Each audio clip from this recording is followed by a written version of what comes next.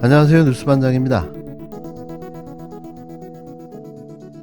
국힘당이 자당의 윤석열 후보 지지율 하락세에 대해 시겁하며 경계하고 나섰습니다.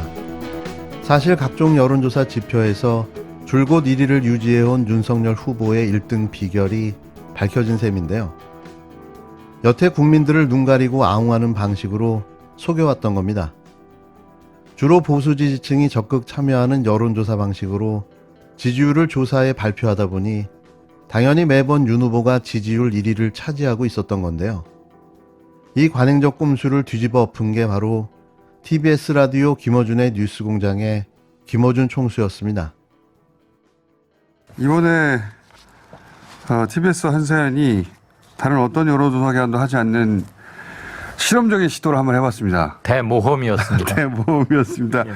보통은 ARS만 하거나 아니면 전화면접만 하거나 또는 ARS 일부 전화면접 일부 섞거나 요즘은 섞어서 하는 것도 많죠. 예. 그 이제 섞는 비율이 다를 뿐이지 섞어서 하는 경우도 많은데 근데 이제 ARS하고 전화면접의 경향성이 좀 차이가 있다 보니까 저희가 한사연도 최초죠. 그렇죠. 아마 한국 여론조사 사상도 최초일 것 같습니다. 그러니까요. 같은 오늘 일자 같은 시간을 딱 1,000명씩 나눠서 안심번호죠. 양쪽 모두. 네. 양쪽 모두 안심번호로 해서 한쪽은 ARS 100%, 한쪽은 전화면접 100%. 네. 안심번호입니다. 오늘이 저 뉴스공장에서는 여론조사 수치를 공표할 수 있는 마지막 날이잖아요. 만약에 제가 내일 모레 안 나온다면. 그러니까 이제 한 번 더 할 수는 있죠. 네. 한 번 더 해놓고 깜깜이 기간 직전에 발표하는 경우가 많죠. 근데 그때는 아마 뭐 정규 편성은 아닐 터이니까 저는 그렇죠. 늘 월요일 날 왔기 때문에. 그래서 방금 김어준 진행자가 말씀하신 것처럼 저희가 투표일 아흘에 남겨두고 여론조사 공표 금지 기간 직전에 뭔가 좀 다르게 해봐야겠다. 그래서 그동안 ARS와 사람이 전화를 직접 걸어서 물어보는 전화 면접 방식 조사 기법상의 차이로 늘 좀 그 여론조사가 달랐는데 왜 그러느냐? 그 몇 차례 이 시간을 통해서 말씀드린 기억은 납니다만. 그래서 뭐 샤이 얘기도 했다가 굉장히 지금 투표가 임박했기 때문에 저희가 약간 모험적으로 두 가지 조사를 각각 똑같은 질문지로 똑같은 같은 날 25일, 26일 이틀간 물론 조사 샘플도 1000샘플씩 둘 다 안심번호로. 둘 다 물론 안심번호입니다. 돈을 많이 썼다는 얘기입니다.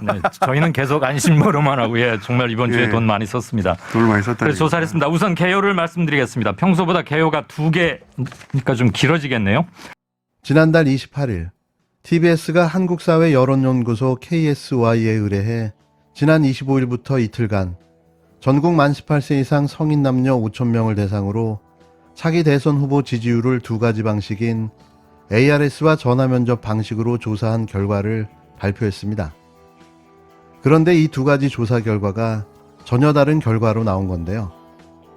ARS 조사에서는 윤석열 후보 45%, 이재명 43.2%로 윤석열 후보가 우세하게 나왔고 전화면접 조사에서는 이재명 후보가 43.8%, 윤석열 후보가 36.1%로 이재명 후보가 우세하게 나온 겁니다. 너무나도 다른 조사 결과에 저도 깜짝 놀랐는데요.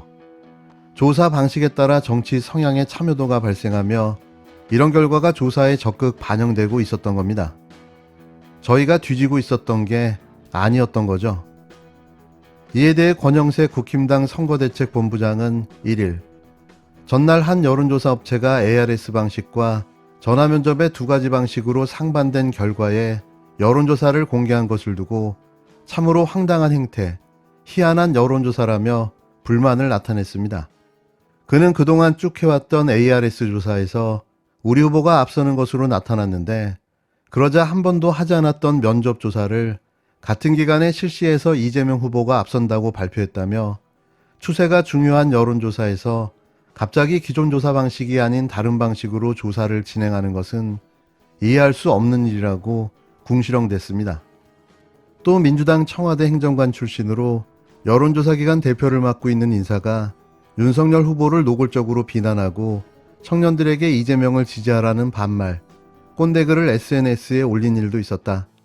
여론조사 기관이 아니라 여론조작 기관 대표임을 자인한 셈이라며 하나만한 소리를 해댔는데요. 아마도 윈지코리아의 박시영 대표를 지칭하는 걸로 보여집니다. 권 본부장은 이런 사람이 스스로 여론조사 전문가랍시고 여기저기 방송에 출연해서 온갖 해괴한 분석으로 국민들을 속이고 있는데 차라리 여론조사 전문가 타이틀을 떼고 민주당 운동원으로 뛰는 것이 마땅할 것이라고 쏘아붙였는데요. 그건 당신이 참견할 일이 아닌 거죠. 지지율 1위로 몰고 가 깜깜이 기간 내내 1위인 척하며 대세론으로 어떻게 한번 이겨보려고 애를 쓰고 있었던 건데요. 실력으로 안 되니 이런 온갖 방법들이 다 동원되는 겁니다. 오죽하면 토론에도 요리조리 피해가며 법정 토론 3회만 하는 역대 대선 사상 말도 안 되는 상황을 만들어 놓고 이제는 어떠한 방식으로도 가능한 대선 여론조사마저 자신들의 입맛에 맞지 않는다고 거품을 물고 있는 건데요. 권 본부장은 해당 여론조사 업체에 대한 당 차원의 대응을 묻는 질문에 샘플이나 표집이 잘 펼쳐져 있는지, 질문이 적절한지 이런 부분에 대해서 한번 볼 생각이라며 문제가 있으면 당연히 문제 제기를 할 것이라고 주장했습니다. 이어 다만 추세하고 상관없이 전화 면접을 안 한 데 대해선 갑자기 전화 면접으로 포션을 넓히거나 아예 면접을 새로 하는 부분에 대해선 우리가 그 자체를 법적 위반했다고 보기는 어렵지만 명백히 목적이 그렇게 정당해 보이지는 않기 때문에 그 부분에 대해서 문제를 지적할 수밖에 없다고 애둘러 우겨댔습니다.